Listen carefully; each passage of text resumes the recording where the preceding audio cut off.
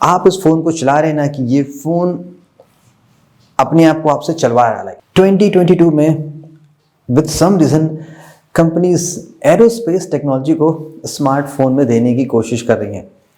अभी तो फ़ोन आपका नहीं उड़ेगा, मे भी आने वाले कुछ सालों बाद आपका फ़ोन उड़ के आपके पास पहुंच जाए।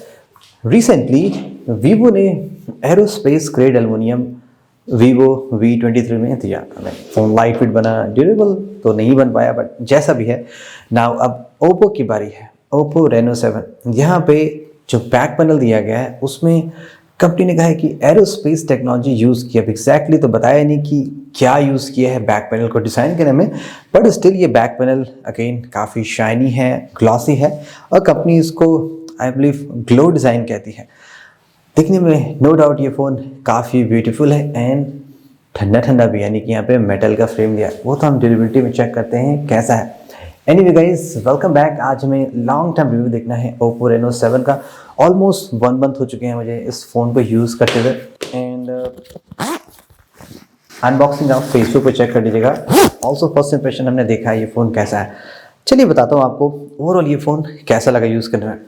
वेल एग्जैक्टली आप कह सकते हैं इट्स एन आई एंड्रॉइड। मुझे एक नया वर्ड समझ में आया, बिकॉज मोस्टली ओप्पो वीवो के फ़ोन और आप देखें था चाइनीज़ ब्रांड एप्पल को डेफिनेटली कॉपी करते हैं। डिज़ाइन तो कम्प्लीटली कॉपी कर लिया गया, बॉक्सी डिज़ाइन। अगर आप आईफोन नहीं चला सकते हैं या नहीं चला पा रहे हैं, देन आपको वो फीलिंग मिल जाएगी आईफोन वाली इस फ़ोन में। जस्ट किडिंग, डिज़ाइन काफ़ी सुंदर है इसका। आप इसको होल्ड करेंगे ना, डेफिनेटली ये प्रीमियम फील होगा। ऐसे ही आपको फीलिंग देगा कि ये 30,000 फ़ोन है, लगेगा आप लाइक 50-60 हज़ार का फ़ोन चला रहे हैं, बिकॉज मेटल फ्रेम और ग्लॉस डिज़ाइन और कंफर्टेबल कॉम्पैक्ट, तो एकदम लगेगा कि पैसा सही जगह लगा है। पावर बटन इसका राइट साइड में है और प्रॉपरली आपके थंब पोजीशन पे आ रहा है।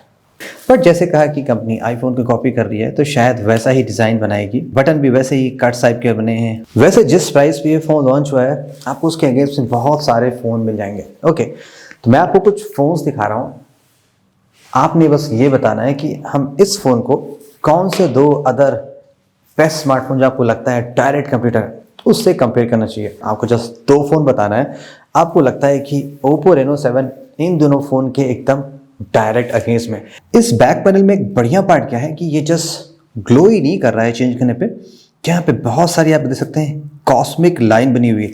ओह, आई थिंक इसलिए इसे एरोस्पेस टेक के वजह से कहा जा रहा है, बिकॉज यू नो आप जानते होंगे ना कॉस्मोस, आपने कार्टून देखे होंगे ही मैन के, वहाँ पे आपको दिखते होंगे बहुत ढेर सारे। बहुत तारीफ हो गई डिज़ाइन की, चलिए अब अंदर चलते हैं, कुछ और चीज़ें देखते हैं। डिस्प्ले देखते हैं इस फ़ोन का कैसा है। ये 6.43 इंचज़ का है। मैं कहूँगा कि एकदम परफेक्ट साइज है। लाइक 6.78 काफ़ी बड़े हो जाते हैं, 6.26 के अराउंड कॉम्पैक्ट से हो जाते हैं। ये एकदम परफेक्ट साइज है। 90 हर्ट्ज का ये डिस्प्ले है और फुल HD रिजोल्यूशन इसका है। इसकी जो ब्राइटनेस है वो 600 निट्स की है। वेल, अब डिस्प्ले की बात करूँ तो आई थिंक आप इसको जस्ट ओके डिस्प्ले कह सकते हैं, बिकॉज सेम प्राइस में आपको जितने फ़ोन मैंने आपको दिखाए उनमें आपको अप टू 144 हर्ट्ज मिल सकता है, वो भी इवन वेरिएबल रेट में। 120 तो मिल ही जाएगा आपको। इसकी ब्राइटनेस है वो भी जस्ट ओके ही, लाइक बहुत सुपर ब्राइट नहीं है। 600 निट्स है, आपको 1200-1300 निट्स के 1100 निट्स के फ़ोन आसानी से मिल जाएंगे सेम प्राइस में। क्लियरली डिस्प्ले इस फ़ोन का सेलिंग पॉइंट नहीं है। पॉइंट ये है it's a good display, not the best display. And about the performance, यहाँ पे स्नैपड्रैगन 778G प्रोसेसर है। तो ये प्रोसेसर ऑलरेडी आपने देखा है, बहुत ही popular processor. Realme, Samsung, Motorola, बहुत से फ़ोन में आपको ये प्रोसेसर मिल जाएगा। जितने भी फ़ोन मैंने यूज़ किए मुझे आज तक तो नहीं लगा लाइक इसमें कुछ प्रॉब्लम है। ईज़िली बढ़िया काम करता है, कोई लैग नहीं। सुपर हाई एंड प्रोसेसर तो नहीं है, लेकिन यस ठीक ठाक प्रोसेसर है। हल्का फुल्का लैग आपको BGMI प्ले करते हो सकता है, बट वो भी काफ़ी मिनिमल है। आप उसको आई थिंक इग्नोर ही कर सकते हैं। इतना लैग तो आपको इवन फ्लैगशिप एंड्रॉइड में मिलेगा अगर आप काफ़ी प्रीमियम सेटिंग पे और हाई सेटिंग पे प्ले करेंगे, तो दैट इज़ ओके। एंड यहाँ पे आपको मैं क्विक बेंचमार्क स्कोर दिखा दूँ कि रहा इसका क्विक बेंचमार्क स्कोर। ऑल्सो यहाँ पे एक हाई परफॉर्मेंस मोड भी दिया गया। अगर आप बैटरी सेटिंग में आएंगे और इसको टर्न ऑन करते हैं, तो यहाँ पे एक हाई परफॉर्मेंस मोड है। मैंने इसको यूज़ किया टर्न ऑन करके, तो मुझे ऐसा कुछ खास डिफरेंस नज़र नहीं आया। लाइक मे बी 5% फास्टर आप कह सकते हैं, बट ऐसा नहीं कि एकदम सुपर डिफरेंस मिल गया। बट मुझे लगता है कंपनी को कुछ और नया प्रोसेसर देना चाहिए था, बिकॉज ये प्रोसेसर थोड़ा सा तो पुराना हो गया है। जैसे लाइक Realme 9 Pro Plus में आपको Dimensity 9 सीरीज़ का नया प्रोसेसर आ रहा है, तो शायद वो देना चाहिए। देन अदरवाइज नए डिवाइस से कैसे कंपटीशन होगा। सो गुड परफॉर्मेंस है, आपको कोई डिसअपॉइंटमेंट नहीं होगा। अगर आप लेटेस्ट क्विकी टेक चाहते हैं तो शायद आपको दूसरे फ़ोन पे जाना पड़ेगा। अब बारी आई बढ़िया चीज़ की बात करने की, अबाउट दी कैमरा। फर्स्ट, ये कैमरा सेटअप थोड़ा सा यूनिक टाइप का है। यहाँ पे वैसे देख के आपको लग रहा होगा कि ड्यूअल 64 मेगापिक्सल कैमरा है, बट एक्चुअली ऐसा है नहीं। यहाँ पे मेन सेंसर है वो 64 मेगापिक्सल का है, एंड जो सेकेंडरी कैमरा है, बिग लेंस है, वो 8 मेगापिक्सल अल्ट्रा वाइड है, फॉलोड बाई एक छोटू सा 2 मेगापिक्सल है। Come on, it's 2022, so I think इस साल तो 2222 का कॉम्बिनेशन चलेगा ही चलेगा, शायद अगले साल बदल जाए। अबाउट दी कैमरा क्वालिटी, अगर हम कलर एक्यूरेसी की बात करें तो देखिए एग्जैक्टली आपको ये 100% एक्यूरेट कलर तो नहीं दे रहा है, बट यस ऐसा भी नहीं कि ये आपको ओवर सैचुरेट कर दे रहा है। आई थिंक वो ज़्यादा बढ़िया पार्ट है। अगर आप थोड़े से नेचुरल फोटोग्राफ्स पसंद करते हैं ना, तो यहाँ पे आपको ये मिल रहा है। कहीं कहीं आपको फील होगा लाइक येलो कलर है, वो बहुत ब्राइट येलो होता है, लेकिन यहाँ पे थोड़ा सा वो डल सा फील हो रहा है, लेकिन डिटेल्स और शार्पनेस मेंटेन है, एजेस पे भी डिटेल्स प्रॉपर आ रहे हैं। तो इस टर्म्स में ये कैमरा सेंसर मुझे बढ़िया लगा। डायनेमिक रेंज भी इस फ़ोन की ठीक ठाक है। मेन कैमरा सेंसर से डायनेमिक रेंज अच्छी है। अल्ट्रा वाइड पे आप जाएंगे तो 8 मेगापिक्सल है, तो उतना बढ़िया नहीं है। एटलीस्ट 16 मेगापिक्सल तो अल्ट्रा वाइड होना चाहिए। बाकी आप यहाँ पे 20 टाइम्स जूम भी कर सकते हैं। चूँकि यहाँ पे कोई टेलीफोटो लेंस नहीं है तो ऑब्वियसली आपको उतना सुपर जूम तो नहीं मिलेगा, बट यस आपको कुछ फेडेड सा, कुछ ऐसे घिसा हुआ डिटेल आप पा सकते हैं। और इवन अगर आप इंडोर में भी कुछ फोटोग्राफ्स लेते हैं देन वहाँ पे भी कलर्स अच्छे आ रहे हैं। सरप्राइजिंगली मुझे ऐसा नहीं लगा। आपने ये फोटोग्राफ्स तो देखी है, जो बहुत सारे फ़ोन में ऐसा होता है, मैंने देखा कैमरा सेंसर में कलर चेंज आते हैं, लेकिन यहाँ पे डिटेल्स कलर्स मेंटेन है। सो रियर कैमरा इसका ठीक ठाक है, like close to natural shot लेता है। लो लाइट में इस फ़ोन की परफॉर्मेंस एबव एवरेज कंसीडर कर सकते हैं, बिकॉज इवेंचुअली फोटोग्राफ्स उतनी बैड नहीं है। हल्का सा आपको नॉइस फील होगा, वो बेसिकली थोड़ा सा फॉग है। नॉर्थ इंडिया में आप जानते हैं विंटर्स में काफ़ी फॉग होता है, तो इसलिए आपको लग रहा होगा कि थोड़ी सी नॉइज़ है, बट एक्चुअली मैं जैसा मैं देख पा रहा हूँ अपनी आइज से, फोटोग्राफ्स लेने के बाद डिटेल्स और बढ़िया दिख रही है।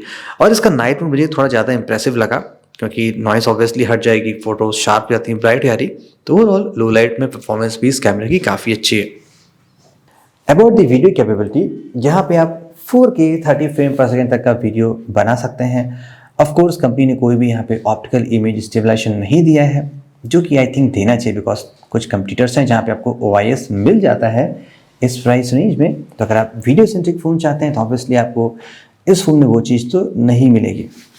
कंपनी इस फ़ोन को काइंड ऑफ सेल्फी एक्सपर्ट कह रही है, बट यहाँ पे जस्ट मेगापिक्सल बढ़ाया गया। Just take a quick selfie. Selfie इसकी ज़बरदस्त है, और जो कलर्स देख रहे हैं बैकग्राउंड में वो भी काइंड ऑफ नेचुरली आ रहे हैं, like sign blue, Nokia 1, Lumia 520, Nexus 6P, Pixel, Lava, Redmi, सभी ठीक आ रहे हैं, और स्किन टोन भी ठीक ठाक आ रहा है। और ये रहा इसका पोर्ट्रेट भी बढ़िया है, इवन बियर्ड के देख सकते हैं, इंडिविजुअल हेयर्स भी प्रॉपर्ली आ रहे हैं। सेल्फी इसकी बढ़िया है, तो क्लियरली सेल्फी एक्सपर्ट तो ही है, लेकिन सेल्फी सेंट्रिक फ़ोन नहीं, उसके लिए आपको वीवो के फ़ोन पे जाना चाहिए, V23 पे। अभी आपको एक बढ़िया चीज़ दिखाता हूँ, लेट्स सी।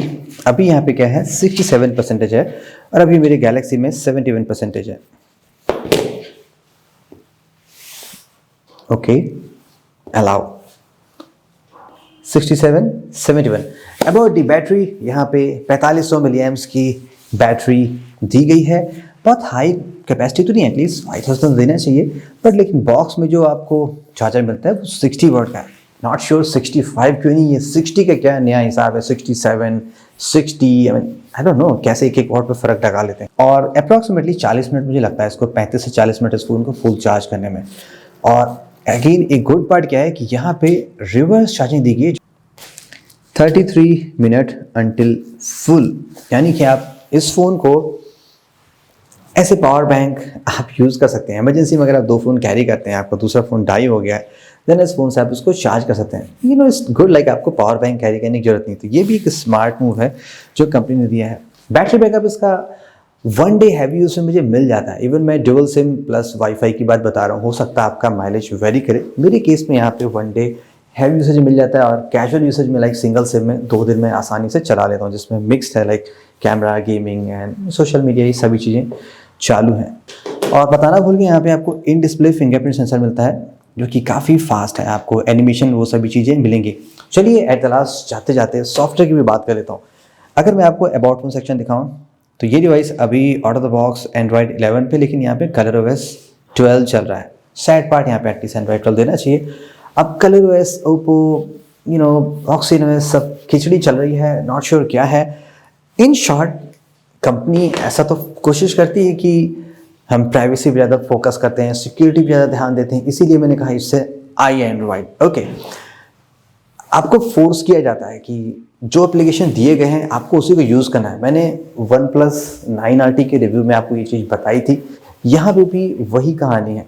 फॉर एग्जांपल, आप डिफ़ॉल्ट मैसेजिंग ऐप ही यूज़ करना पड़ेगा। आप कोई थर्ड पार्टी इंस्टॉल करेंगे, आपके पास 5 साल पुराना बैकअप है ड्राइव पे, लाइक माइक्रोसॉफ्ट SMS ऑर्गेनाइजर में या गूगल मैसेज में, आप उसको डिफ़ॉल्ट सेट भी करेंगे तो अपने आप वो डिफ़ॉल्ट पे चला जाता है। फ़ोन डायलर आप यहाँ पे जो मिलता है, इवन तो उसमें सारे फीचर्स हैं, लेकिन अगर आप गूगल डायलर यूज़ करेंगे with some reason then again वो डिफ़ॉल्ट पे स्विच हो जाता है। ऐसी बहुत सी चीज़ें यहाँ पे दी गई। प्राइवेसी के लिए ऑब्वियसली यहाँ पे कुछ बढ़िया चीज़ की गई है, like turn on privacy protection so apps will only read blank data when they access your personal info. Yes, कुछ चीज़ में यहाँ पे बढ़िया करने की कोशिश की गई है, but eventually I don't think so वो चीज़ इतनी इंपॉर्टेंट है अगर आप ज़्यादा पर्सनल स्टफ वहाँ पे नहीं रखते हैं। रादर देन इंपॉर्टेंट ये होना चाहिए कि आप इस फ़ोन को चला रहे हैं ना, कि ये फ़ोन अपने आप को आपसे चलवा रहा है, लाइक हे मुझे बस डिफ़ॉल्ट मैसेजिंग यूज़ करनी, तुम जो चाहे कर लो, घंटा उखाड़ लो, मैं तो वही चलाऊँगा। तो वही वाली कहानी यहाँ पे है। तो ये सारी रेस्ट्रिक्शंस होती है ना, ये एक एक्सपीरियंस को इरिटेट करती है, आपको सम टाइम एनॉइंग फील होती है।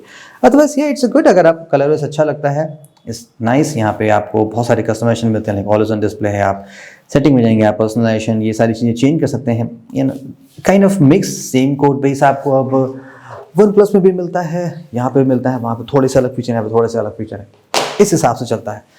Let's check out this speaker. Speaker कितने लाउड हैं, ये रहा full volume.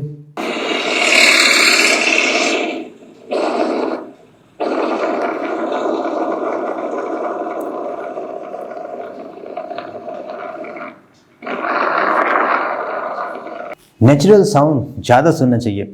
Single bottom speaker है और यहाँ पे कोई भी डॉल्बी एटमॉस का सपोर्ट भी नहीं जाएगा। यहाँ पे ड्यूअल स्पीकर्स नहीं है, जस्ट सिंगल देगा। एटलीस्ट ड्यूअल होता तो एक्सपीरियंस बेटर होता। तो स्पीकर भी इसके ओकेजन ठीक ठाक है, like they are loud enough. Experience उतना बढ़िया नहीं है, जस्ट नॉर्मल स्पीकर्स दिए गए हैं। एट द लास्ट क्या कहना है Oppo Reno 7 के बारे में। सी, अगर आपके पास Reno 6 है तो मुझे तो नहीं लगता कि आपको अपग्रेड करने की ज़रूरत है। वो फ़ोन कूल है, एक्सपीरियंस आपको वैसा ही देगा, लाइक फ्लैट वो सभी चीज़ें, वो भी ब्यूटीफुल है, वहाँ पे भी नियर अबाउट सेम चीज़ें चलती हैं। ओके, अगर आप फ्रेश फ़ोन ले रहे हैं तो ये फ़ोन आप जस्ट तभी लीजिए अगर आपको Oppo के फ़ोन ही आप चलाते आ रहे हैं, आप यूज टू हैं, एडजस्ट है वहाँ की इन चीज़ों से, लाइक जो मैंने बताया आपको सॉफ्टवेयर में, then it's good for you. Beautiful looking phone चाहिए, I think one of the most beautiful looking phone चाहिए, और कह सकते हैं one of the most beautiful premium looking phone है। बेटर ब्यूटीफुल फ़ोन तो और भी हैं, लाइक कि आप देख सकते हैं एकदम काइंड ऑफ डिफरेंट डिज़ाइन ही है, बट ये थोड़ा सा ज़्यादा प्रीमियम था obviously, like metal frame, flat design, I and white type का। देन ही ठीक है, डिस्प्ले इसका सर्टेनली ओके है, परफॉर्मेंस भी बढ़िया है, इससे बढ़िया प्रोसेसर अब आ चुके हैं आपको जो सेम प्राइस में मिलते हैं, लाइक OnePlus Nord 2 की परफॉर्मेंस ज़्यादा बढ़िया है, Realme 9 Pro Plus आ रहा है वो और बढ़िया होगा, ये सभी चीज़ें आपको देखनी पड़ेगी। So clearly is for Oppo fan boy only. अब थोड़ा सा तो फ़ोन ओवर प्राइस है, बिकॉज अब एरोस्पेस टैग दिया गया है, तो ऑफकोर्स आपको प्राइस से ज़्यादा पे करना ही पड़ेगा। लेट मी नो आपकी क्या थॉट्स हैं इस फ़ोन को लेके, and stay tuned for the durability. हमें मेगा ड्रॉपलेस ऑब्वियसली परफॉर्म करना है, एंड नॉर्मल भी है, वो तो हम चेक करेंगे कि ये फ़ोन कितना सॉलिड है। That's it guys, this is Saurabh, thank you so much, have a great day.